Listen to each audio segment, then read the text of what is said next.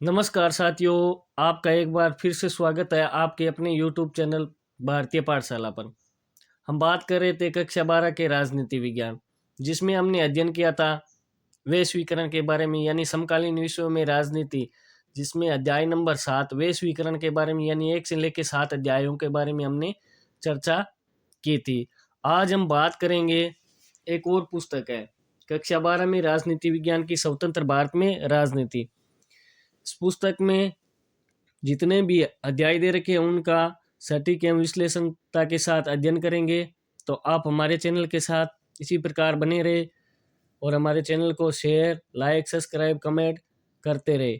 चलो साथियों, आपका ज़्यादा वक्त न लेते हुए हम शुरुआत करते हैं आज के प्रकरण की। आज का प्रकरण है राष्ट्र निर्माण की चुनौतियाँ, यानी अध्याय नंबर 1 राष्ट्र निर्माण की चुनौतियाँ। यानी एक नए राष्ट्र के निर्माण में किन किन चुनौतियों का सामना करना पड़ता है, राष्ट्र निर्माण के बाद किन किन चुनौतियों का सामना करना पड़ता है, राष्ट्र निर्माण में जो भी चुनौतियाँ आती है उनके बारे में हम विस्तार से अध्ययन करेंगे। तो साथियों, आज हम चर्चा करते हैं अध्याय 1 राष्ट्र निर्माण की चुनौतियाँ।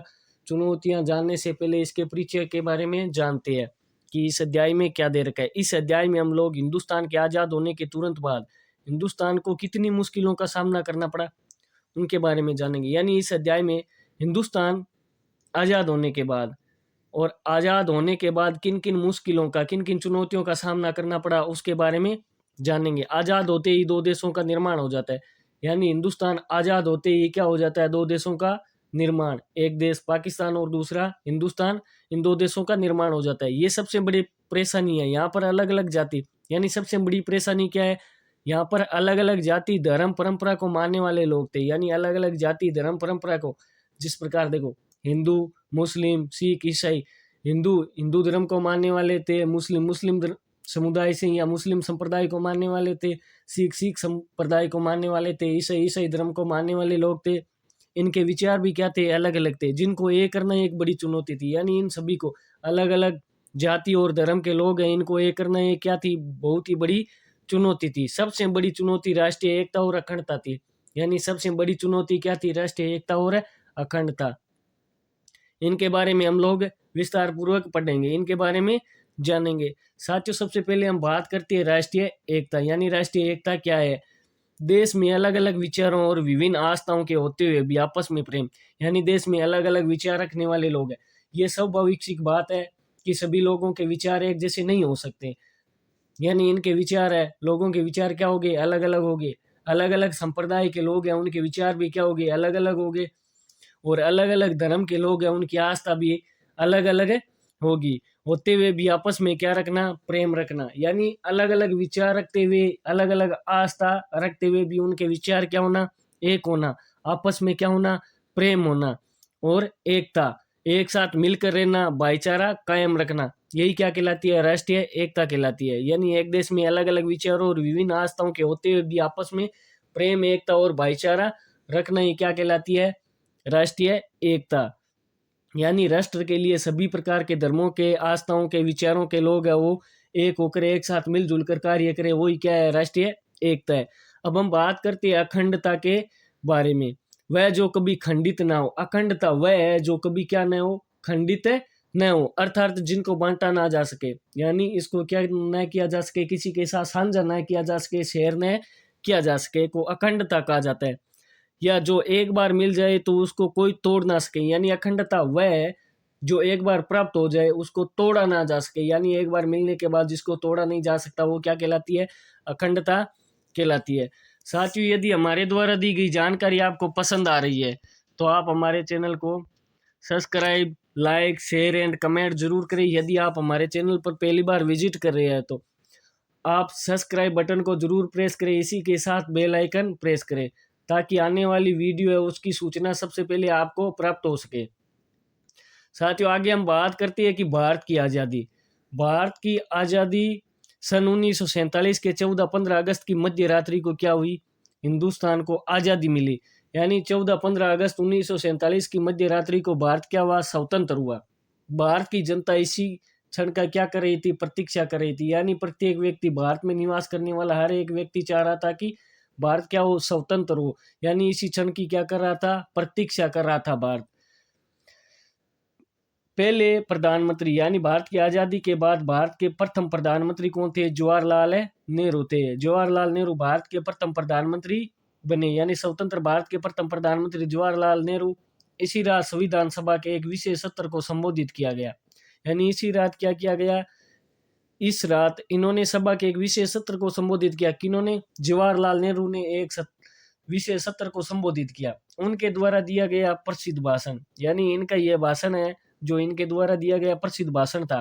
भाग्यवधु से चिर प्रतीक्षित भेंट, भागवधु नहीं, भाग्यवधु से चिर प्रतीक्षित भेंट या ट्रस्ट विथ डेस्टिनी के नाम से जाना गया। जो इन्होंने भाषण दिया विशेष सत्र में संबोधित करने हेतु जो भाषण दिया, भाग्यवधु से चिर प्रतीक्षित भेंट या ट्रस्ट विथ डेस्टिनी के नाम से जाना गया। आजादी की लड़ाई के समय दो बातों पर सबकी, यानी जितने भी राजनीतिक दल थे, विभिन्न धर्मों में आस्था रखने वाले लोग थे, विभिन्न धर्मों को मानने वाले लोग थे, अलग अलग विचारधारा को मानने वाले लोग थे, उन्होंने आज़ादी की लड़ाई के बाद दो बातों पर सबकी क्या बनी, यानी इन सभी की क्या बन गई? मंजूरी बन गई, यानी दो बातों पर सभी की सर्वसहमति बनी। बात नंबर 1 थी कि देश का शासन लोकतांत्रिक सरकार के द्वारा चलाया जाए, यानी देश का शासन है वो लोकतंत्र सरकार है, यानी लोकतांत्रिक सरकार, जो लोकतंत्र में स्थापित सरकार है उसी के द्वारा चलाया जाए, न कि किसी राजनीतिक दल के द्वारा, न कि किसी धर्म के द्वारा, धर्म दल के द्वारा, न कि कोई विचारधारा रखने वाले लोगों के द्वारा। यानी जो लोकतांत्रिक सरकार का गठन होगा वही क्या करेगी?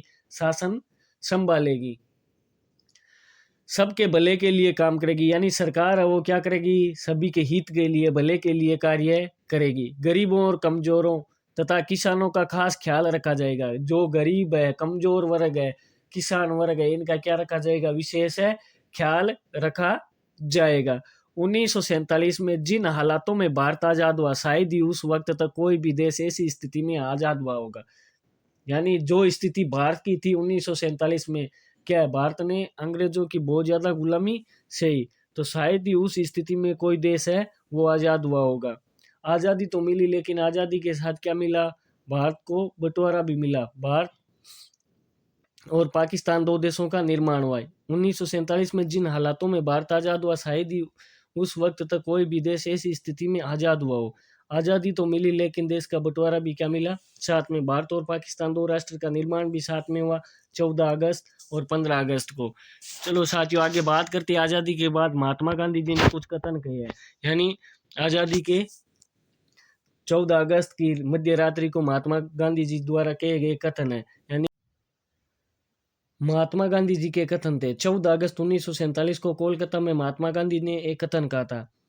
क्या कहा था? चलो जानते हैं इस कथन के बारे में, कि कल हम अंग्रेजी राज की गुलामी से आजाद हो जाएंगे। क्या हो जाएंगे? अंग्रेजों की हुकूमत है जो भारत पर शासन कर रहे हैं, अंग्रेज, उनकी गुलामी से भारत क्या हो जाएगा? स्वतंत्र हो जाएगा। लेकिन आधी रात को भारत का बंटवारा भी होगा, इसीलिए कल का दिन हमारे लिए खुशी का दिन है तथा साथ में गम का भी दिन है। यानी आजादी के साथ साथ क्या होंगे? भारत के दो हिस्से होंगे, एक पाकिस्तान और दूसरा भारत। यानी भारत का बंटवारा भी होगा, इसीलिए कल का दिन हमारे लिए खुशी का दिन है और साथ में क्या है? गम का दिन भी है। आजादी के बाद नए राष्ट्र की चुनौतियां, ये कथन है वो गांधी जी ने कहा था कि कल क्या होगा? भारत आजाद होगा, आजादी तो होगी तो उसकी क्या होगी? खुशी होगी, लेकिन भारत का बंटवारा होगा, उसका हमें क्या होगा? गम भी होगा, दुख भी होगा। आजादी के बाद नए राष्ट्र की चुनौतियां, यानी आजाद होने के बाद राष्ट्र के सामने क्या क्या चुनौतियां आती है, उन चुनौतियों के बारे में जानते हैं। भारत के सामने खास तौर पर 3 चुनौतियां थी, यानी भारत जैसे ही आजाद हुआ, आजाद होते ही भारत के सामने क्या थी? 3 चुनौतियां थी। चुनौती नंबर 1 क्या थी? एकता एवं अखंडता। भारत को क्षेत्रीय अखंडता को क्या रखना था? कायम रखना था। 2 नंबर चुनौती लोकतंत्र को कायम रखना, यानी लोकतांत्रिक व्यवस्था को सफलतापूर्वक लागू करना। ये भी क्या थी? चुनौती थी भारत के सामने। और 3 नंबर चुनौती आर्थिक विकास तथा गरीबी को समाप्त करने हेतु नीति निर्धारण करना, यानी आर्थिक विकास तथा गरीबी को समाप्त करने हेतु नीति निर्धारण करना। यानी स्वतंत्रता के तुरंत पश्चात राष्ट्र निर्माण की चुनौती सबसे प्रमुख चुनौती है। अतः राष्ट्रीय एकता और सुरक्षा का प्रश्न सबसे प्रमुख चुनौती के रूप में उभर कर सामने है। यानी राष्ट्रीय एकता और अखंडता का प्रश्न है वो उभर कर सबसे सर्वाधिक महत्वपूर्ण चुनौती या सबसे महत्वपूर्ण चुनौती के रूप में उभर कर सामने आया। चलो साथियों, आज के लिए इतना ही। यदि हमारे द्वारा दी गई जानकारी आपको पसंद आ रही है तो आपसे निवेदन है कि आप हमारे वीडियो को like, share, comment and subscribe जरूर करें। यदि आप हमारे चैनल पर पहली बार विजिट कर रहे हैं तो आपसे विनम्र अनुरोध है कि आप चैनल को सब्सक्राइब जरूर करें, साथ में बेल आइकन प्रेस करें ताकि आने वाली क्लास है उसका नोटिफिकेशन सर्वप्रथम आप तक पहुंच सके। चलो साथियों, आज के लिए इतना ही। धन्यवाद। जय हिंद, जय भारत। फिर मिलेंगे एक नई ताज़ा क्लास के साथ। तब तक के लिए धन्यवाद।